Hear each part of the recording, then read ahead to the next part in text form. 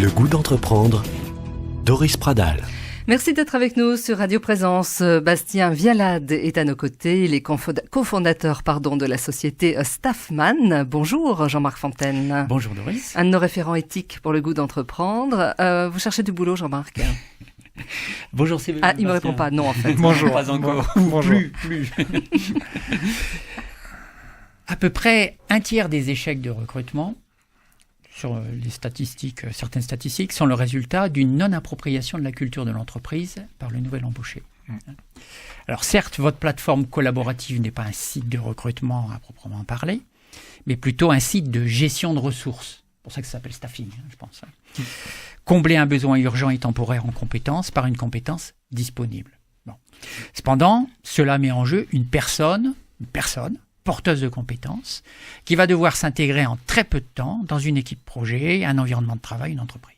Alors, quel retour d'expérience avez-vous sur les difficultés éventuelles d'intégration, malgré l'adéquation du profil technique aux besoins exprimés ?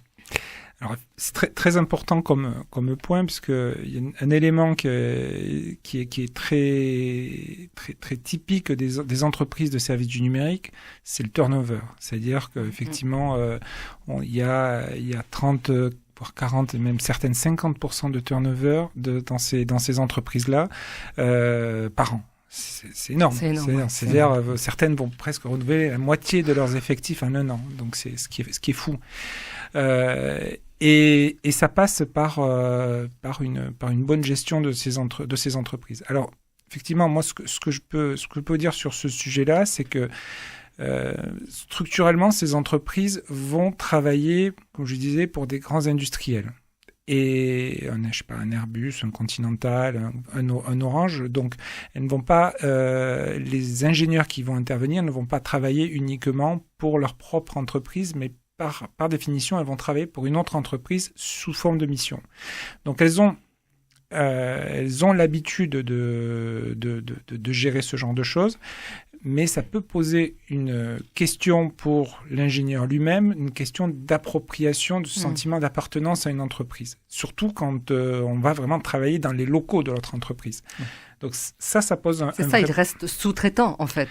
C'est sous-traitant. C'est ça. Ça reste sous-traitant. Alors, celles qui s'en sortent le mieux finalement, c'est celles qui arrivent à créer, à faire travailler les équipes dans leurs locaux, sous forme de ce qu'on appelle de centre de service ou de projet au forfait. Là, c'est beaucoup plus facile de créer cette identité d'entreprise. Alors, ces entreprises-là font beaucoup d'efforts sur ce sujet-là. Quand je dis beaucoup d'efforts, ça veut dire, je veux dire déjà, elles investissent beaucoup d'argent sur l'aspect marque employeur, sur des logos, des tampons, Great Place to Work, etc., avec des baby-foot, avec l'environnement de travail. L'environnement de travail, on est super sympa. Donc, il y a des efforts qui sont faits. Il y a de tout là-dedans. Il y en a qui sont sincères, avec une vraie action d'une direction et qui rayonne vraiment dans toute l'entreprise. Et là, mécaniquement, on sent qu'il y a moins de turnover dans ces entreprises et les salariés se sentent bien.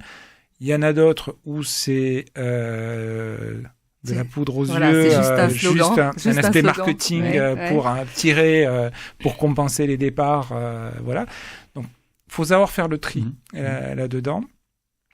Moi, ce que je pense sincèrement, par exemple avec Staffman, nous, ce qu'on apporte, c'est qu'on apporte à ces entreprises la capacité de trouver, de faire travailler leurs ingénieurs dans des missions intéressantes et à proximité. Ce qui peut se passer aussi dans ces entreprises-là, qui sont des entreprises de service, c'est quand elles se retrouvent avec un ingénieur en intercontrat, c'est-à-dire entre deux missions, c'est souvent une source de stress. Bien sûr. Source de stress pour tout le monde. Pour tout le monde, oui, c'est ça. Pour l'ingénieur, il va se dire qu'est-ce que je vais faire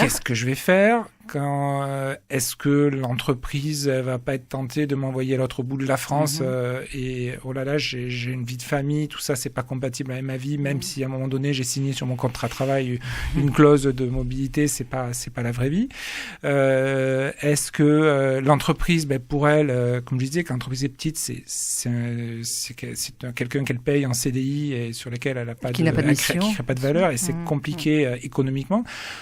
voilà, nous on aide un peu à lever un peu cette équation, à résoudre un peu cette équation pour tout le monde, et j'ai l'impression que tout le monde s'y retrouve. C'est les retours qu'on nous fait. D'accord. Jean-Marc, une autre question. Oui, alors, je reviens sur l'activité vraiment de recherche de personnes. La déontologie est essentielle dans cette activité-là. Mais vous risquez de faire face à des dérives. Je pense à des dérives de clientélistes ou éventuellement discriminantes, voire déloyales. Alors, qu'avez-vous mis en place dans vos pratiques, ou qu'attendez-vous spécifiquement, soit des utilisateurs de la plateforme, un candidat ou entreprise, pour s'affranchir de ces risques? Alors, ces risques,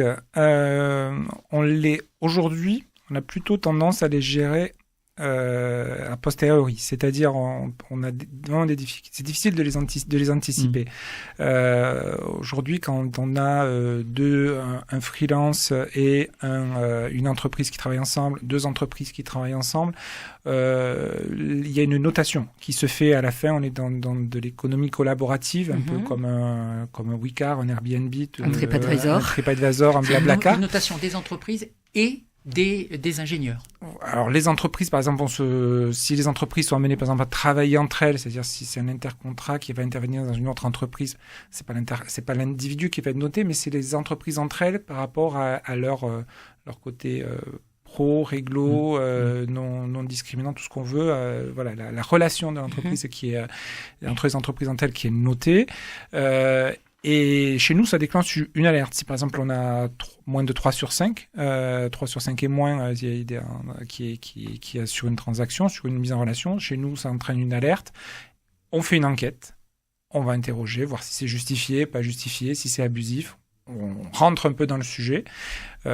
Si on est dans vraiment quelqu'un de mauvaise foi, on l'exclut parce que on veut pas créer quelque chose qui pourrait partir en dérive. Donc on n'hésite pas à exclure quelqu'un qui serait de mauvaise foi ou qui utiliserait le sujet de façon pas conforme à notre éthique. Je prends une situation, deux entreprises qui ont un besoin identique pour lundi matin. Oui. Vous servez laquelle? Parce que vous avez une seule réponse.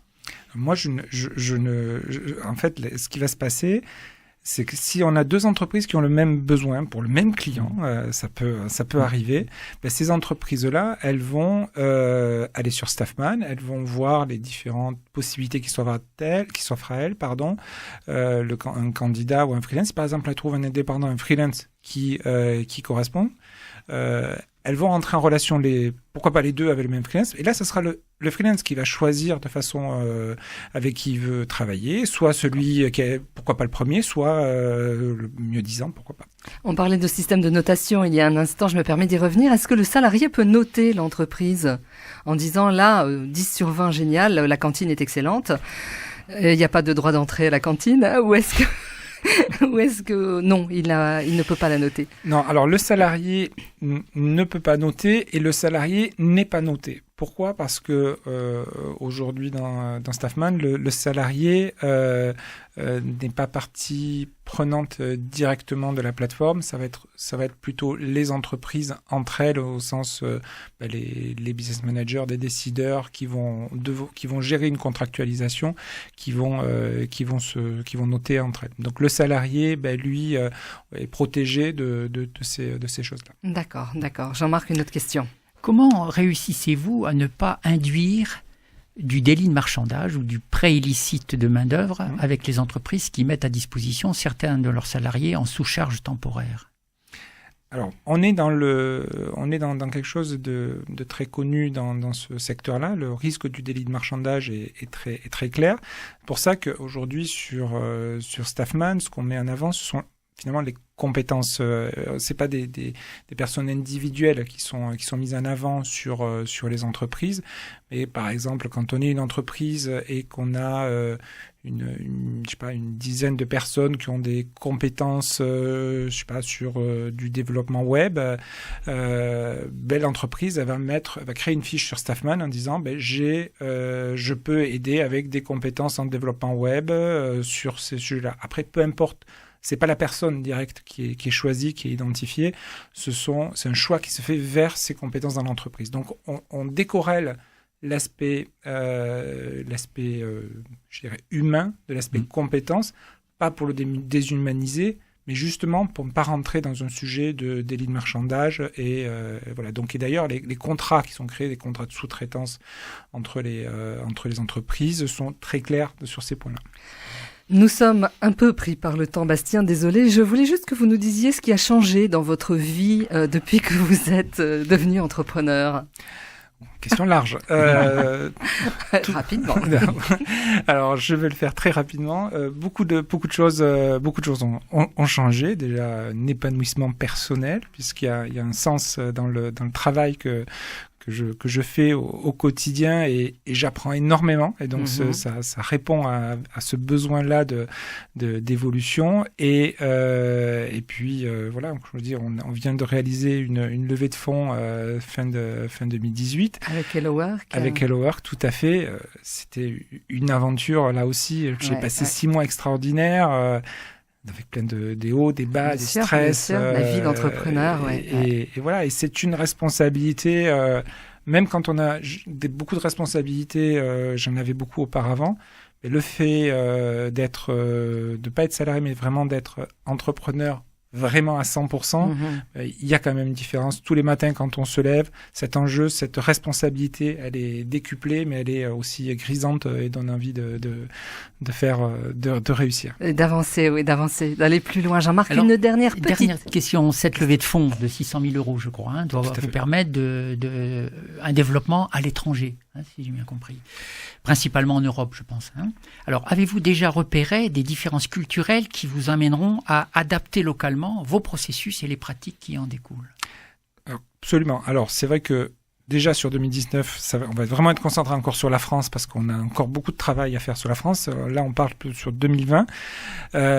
Oui, alors il y a plusieurs différences culturelles, différences législatives, puisque on va avoir aujourd'hui, on a en France un CDI, même s'il a évolué sur les lois travail, et il va peut-être bouger encore, ça reste quand même quelque chose de très particulier à la France. Les métiers des freelance, c'est beaucoup plus développé, par exemple dans des pays anglo-saxons. Il y a d'autres contraintes en Allemagne, etc. Donc chaque pays, déjà, on a une étude fine à faire sur cet aspect légal, et faire en sorte que on puisse s'appuyer sur ces spécificités locales. Culturellement aussi, c'est pour ça que nous, on envisage un développement international, peut-être pas nous directement depuis Toulouse, et je pense qu'on va s'appuyer, on va recruter, ou qu'on va créer des instances de staffman avec peut-être des locaux qui auront justement cette connaissance du marché plus fine, parce que je ne pense pas qu'on puisse dupliquer complètement, faire un copier-coller de Staffman sans prendre en compte sans prendre la température. Staffman deviendra européen très rapidement. Oui, je pense. Mais le nom peut s'appliquer à la France, au monde entier. Exactement. Le monde est à vous. Il est bien connu, et il est bien compris par tous les pays, ce nom Staffman. Donc ça, c'est assez plaisant. Merci beaucoup, Bastien Vialade. Staffman.fr. Merci à vous, Jean-Marc Fontaine. N'hésitez pas à nous écrire, entreprendre@radioprésence.com.